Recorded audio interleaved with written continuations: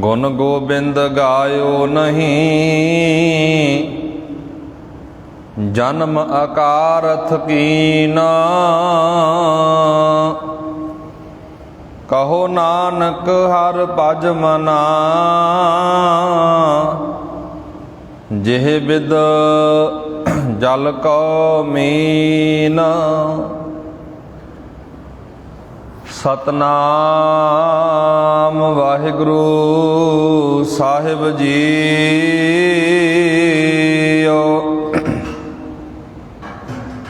राग गौड़ी भगतां की बाणी, एक ओंकार सतनाम। करता पुरख गुर प्रसाद, गौड़ी गुआरेरी श्री कबीर जियो के चौपदे। अब मोहे जलत राम जल पाया, राम उदक तन जलत बुझाया। अब मोहे जलत राम जल पाया, राम उदक तन जलत बुझाया। रहाओ मन मारन कारण बन जाइए, सो जल बिन भगवंत न पाइए। जिह पावक सुर नर है जारे, राम उदक जल। राम उदक जन जलत उबारे। भव सागर सुख सागर माही, पी बरहे जल निखुटत नाही। कह कबीर भज सारंग पानी, राम उदक मेरी तिखा बुझानी। कह कबीर भज सारंग पानी, राम उदक मेरी तिखा बुझानी।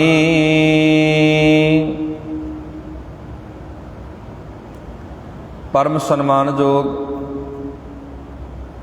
जुगो जुग अटल चबर तख्त दे मालक साहिब सतगुरु धन धन श्री गुरु ग्रंथ साहिब जी महाराज तिन्हां दी हजूरी अंदर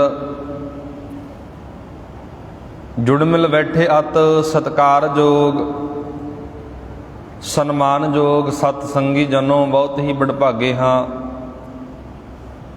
जो कि रोजाना ही लड़ीवार कथा विचार दे नाल जुड़ते हाँ। लड़ीवार चल रही कथा विचार राग गौड़ी भगतां की बाणी, एक ओंकार सतनाम करता पुरख गुर प्रसाद। आओ गुरमुखो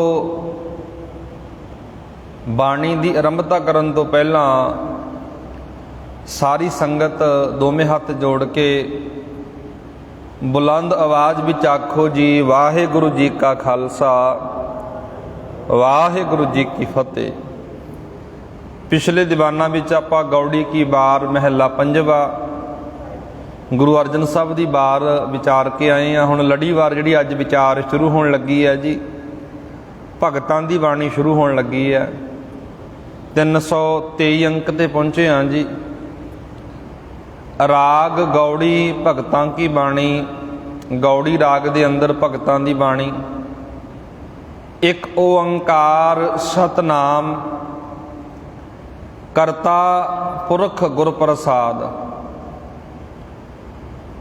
बाणी दा शुरू होने तो पहला महाराज ने मूल मंत्र इत्थे लिखिया। महाराज कह रहे ने एक ओंकार रब परमात्मा एक है, उस परमात्मा का नाम सच्चा है, सब कुछ बनाने वाला वो है ਅਤੇ ਇਹੋ ਜਿਹਾ परमात्मा रब गुरु की कृपा द्वारा समझ आउंदा मिलदा है। अगे गौड़ी गुआरेरी श्री कबीर जीओ के चौप दे पातशाह जी गौड़ी गुआरेरी दे विच बाबा कबीर साहब जी दे चौप दे साडे सन्मुख रख रहे ने। चार पदियां वाले शब्द गौड़ी गुआरेरी इस गौड़ी राग की किस्म है जी।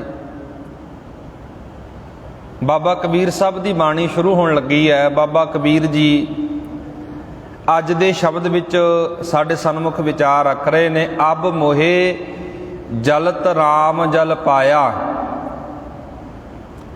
राम उदक तन जलत बुझाया रहाओ।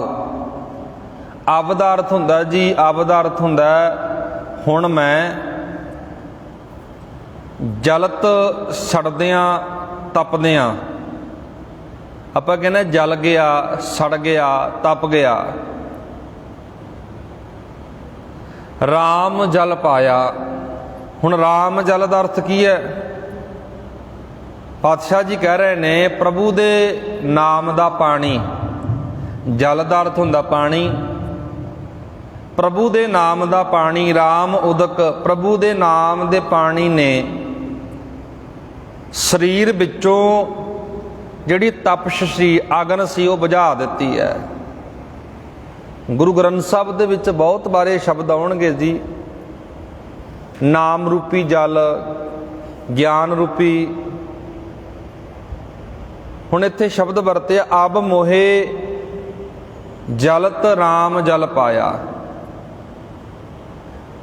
मैं हुण वो परमात्मा का नाम रूपी अमृत पा लिया।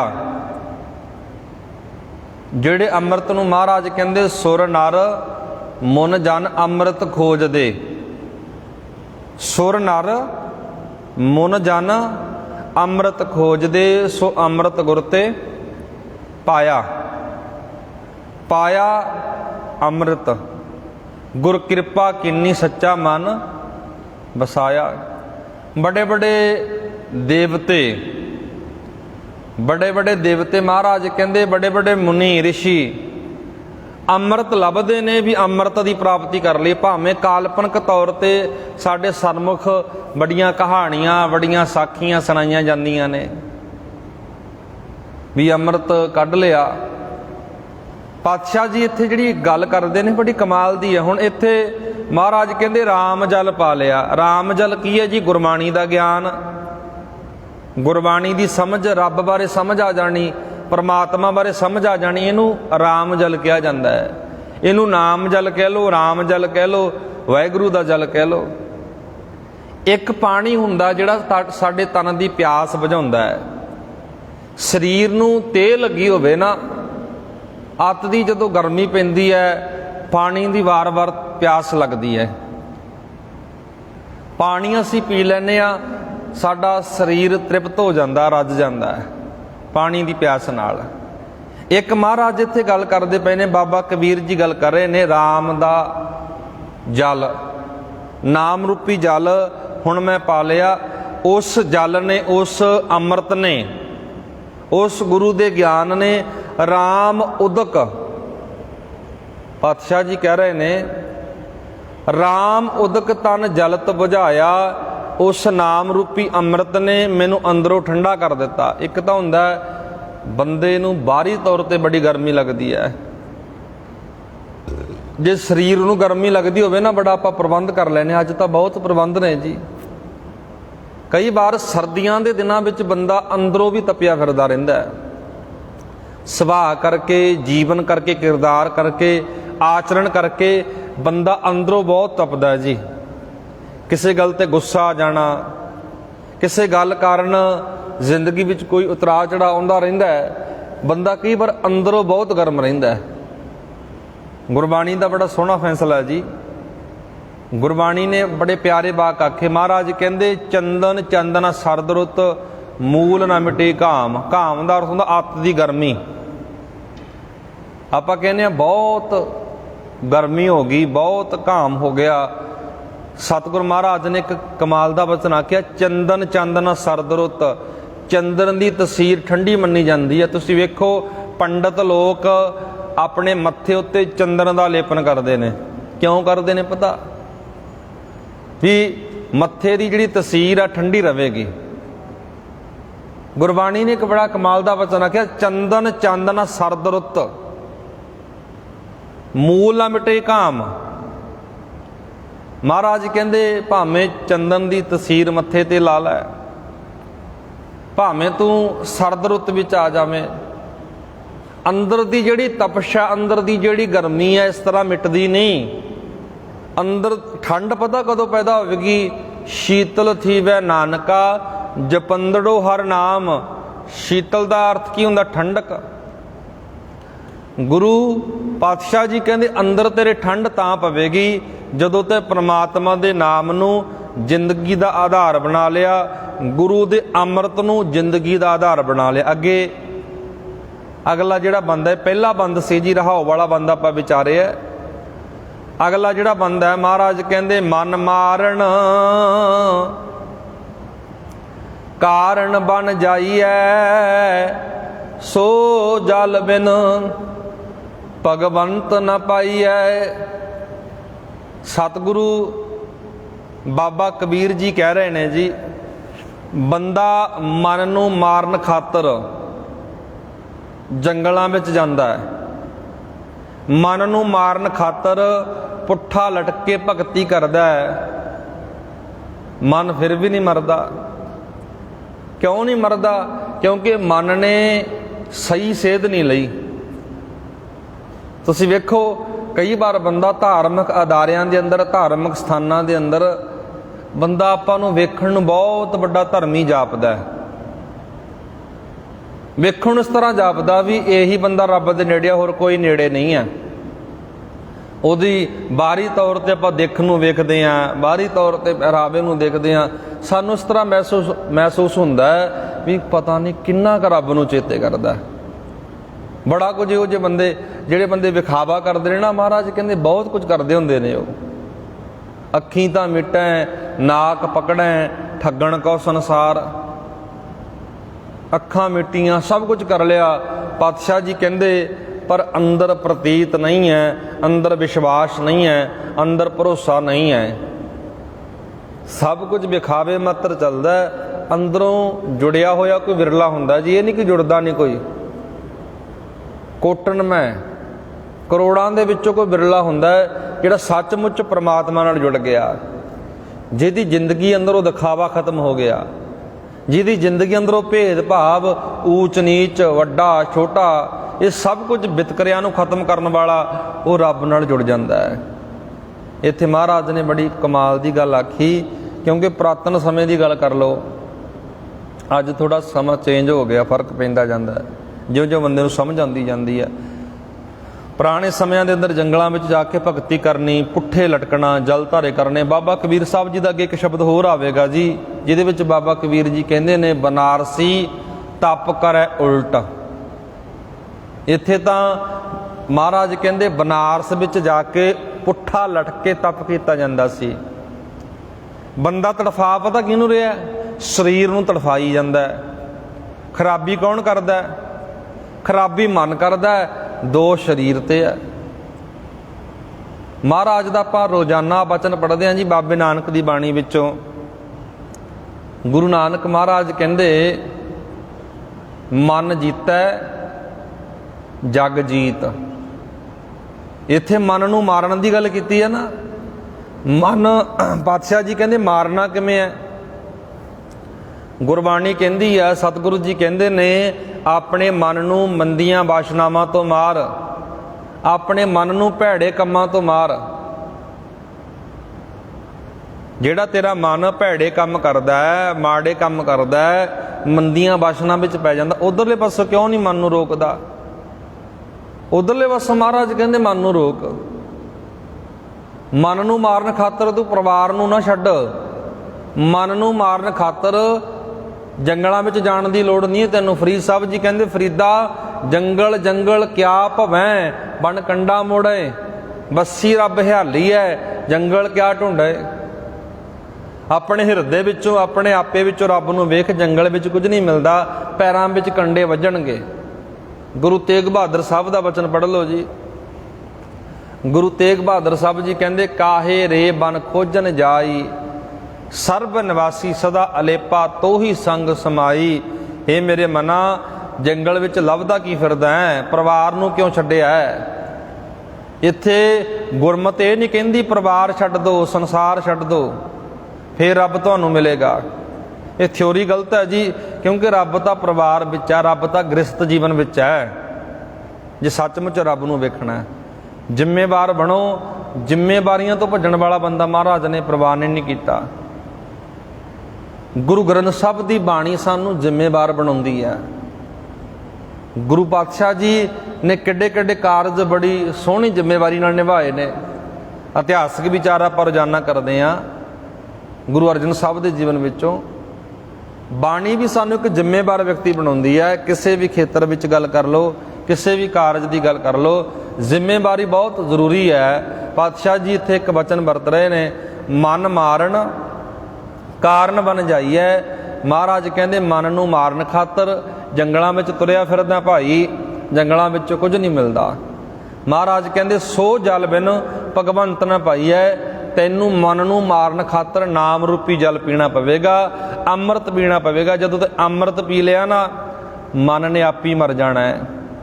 ਮਨ ਦੇ ਮੰਦੇ ਖਿਆਲ, ਭੈੜੇ ਖਿਆਲ ਆਪ ਹੀ ਮਰ ਜਾਣਗੇ ਜਦੋਂ ਤੇਰੇ ਮਨ ਨੇ ਨਾਮ ਰੂਪੀ ਅੰਮ੍ਰਿਤ ਪੀ ਲਿਆ। ਅੱਗੇ ਮਹਾਰਾਜ ਕਹਿੰਦੇ, ਜਿਹ ਪਾਵਕ ਸੁਰ ਨਰ ਹੈ ਜਾਰੇ,